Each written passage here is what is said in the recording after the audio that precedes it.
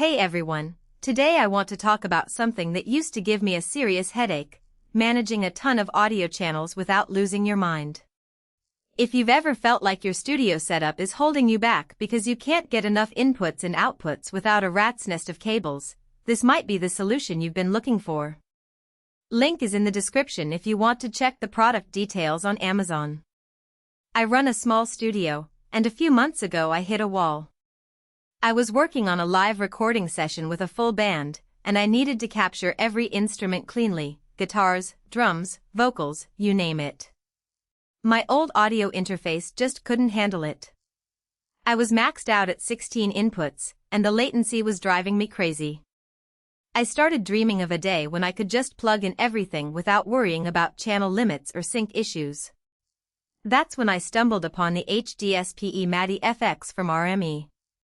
It's a PCIe audio card, but don't let the techie name fool you. It's a total game saver for anyone drowning in channel limitations. So, what makes this thing so special?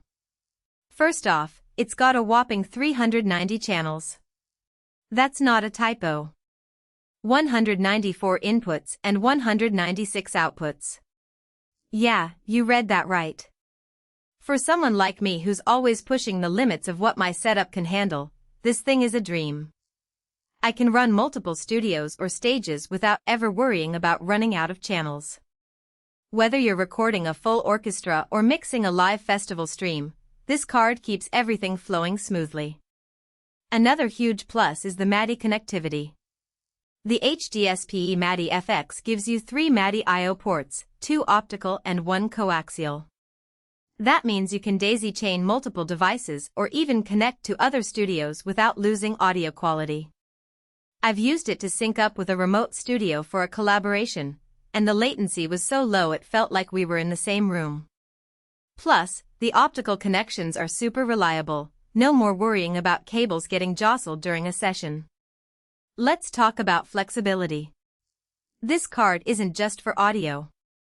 It also supports 3 virtual MIDI I/O over MADI. That means you can integrate MIDI devices into your setup without needing extra interfaces. I've used it to control virtual instruments and even sync lighting systems during live performances. It's one of those features that you don't realize you need until you have it, and then you wonder how you ever lived without it. Now, I know what you're thinking: PCIe cards are a bit old school, right? But here's the thing. PCIe slots are still standard in most pro audio interfaces and computers, especially in studios where you need that kind of power. The HDSPe MADI FX fits right in and gives you the stability and performance that USB or Thunderbolt interfaces just can't match. Plus, once it's installed, it's rock solid.